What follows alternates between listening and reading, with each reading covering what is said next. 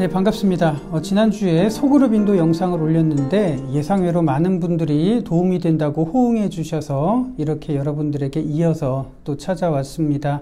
저는 교회에서 가장 기본이 되고 중요한 토대가 되는 조직을 꼽으라고 한다면 가정이나 소그룹 같은 이런 구조라고 생각을 합니다. 이런 소그룹들이 강해야 그 조직이 튼튼하고 견고하게 설 수 있다고 생각을 하는데, 우리들이 교회 생활을 하다 보면 가정 예배를 인도하거나 소그룹을 인도해야 되는 상황들이 아주 많이 발생하죠. 그런데 막상 이런 소그룹을 인도하다 보면 어떻게 인도해야 될지 몰라서 두려움이 생기는데요. 염려하지 마시고 오늘 말씀드린 꿀팁을 그대로 따라 하시면 어렵지 않게 감당하실 수 있으리라고 생각을 합니다.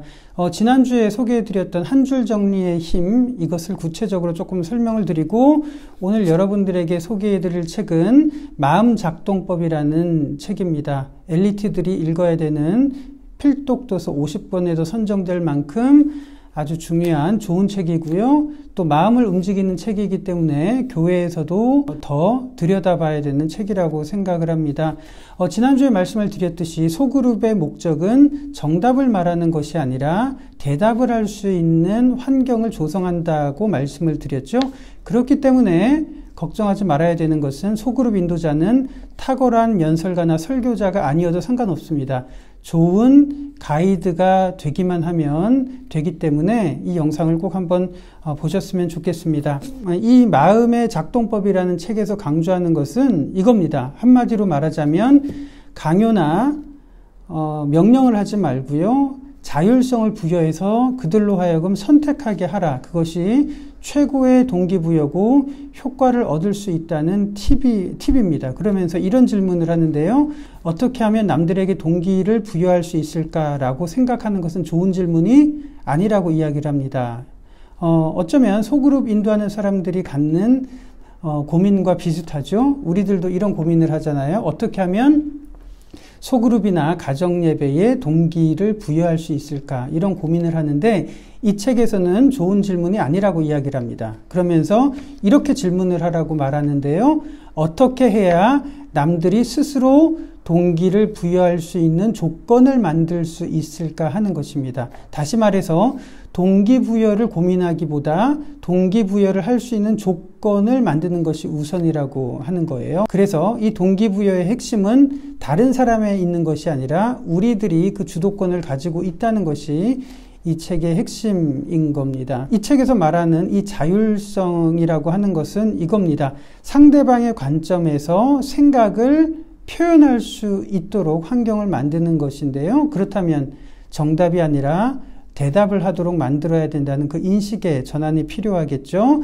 그런데 우리들이 소그룹을 하다 보면 대다수가 정답을 강요하는 이런 목적으로 소그룹이 인도가 됩니다. 예를 들어서 1번 뭐예요? 2번 뭐예요? 3번 뭐예요? 이렇게 질문들을 할 때 이런 환경 속에 노출된 사람은 어떤 생각을 갖냐면 내가 말하는 것이 정답이 아니면 어떡하지? 라는 두려움을 가지고 참여하기 때문에 좋은 동기부여가 되지 않고 늘 두려움과 부담감이 있는 겁니다.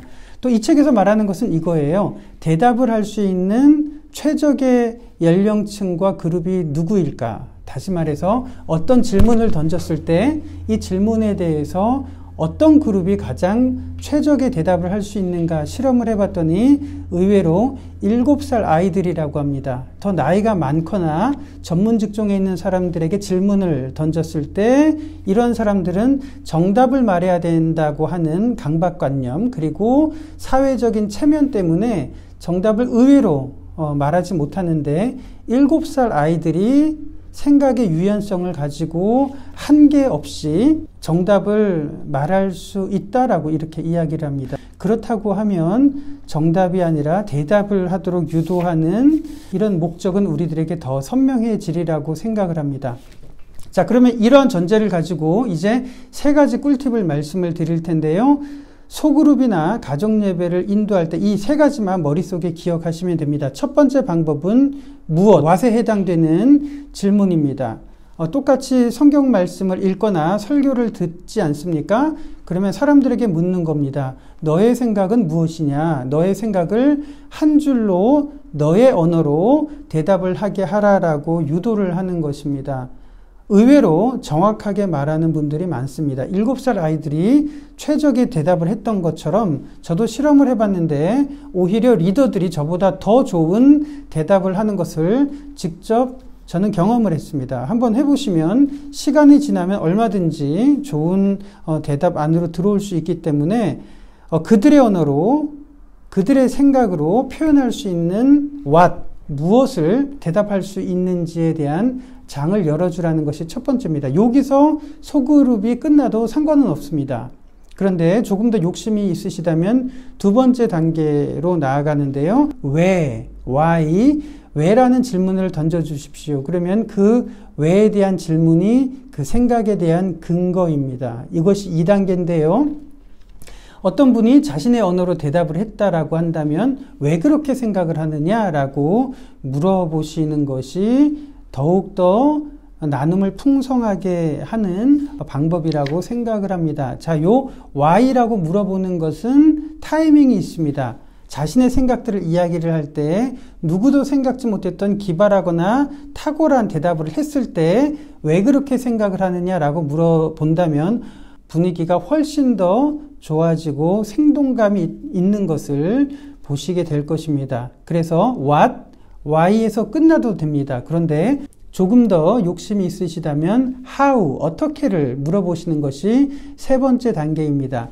나의 생각은 어떻고 왜 그렇다라고 대답을 했다면 그러면 그것을 어떻게 적용할 수 있겠는가, 어떻게 그것을 행동으로 옮길 수 있겠는가를 한번 물어보시면 많은 답이 구성원들로부터 나오게 되리라고 생각을 합니다. 그래서 첫 번째 what, 두 번째 why, 세 번째 how, 이것을 물어볼 수 있도록 인도해 주시는 것이 소그룹 인도자들의 역할입니다. 그래서 what, why, how라는 방향을 머릿속에 숙지하시고 그렇게 인도하신다면 좋은 소그룹을 인도하시게 되리라고 생각을 합니다. 이 세 가지 팁으로 여러분들이 속한 소그룹과 가정예배가 더욱더 활성화되고 풍성해지시기를 응원하고 기대합니다. 이 영상이 도움이 되셨다면 소그룹과 가정예배에 한번 도전을 해보시기를 응원합니다.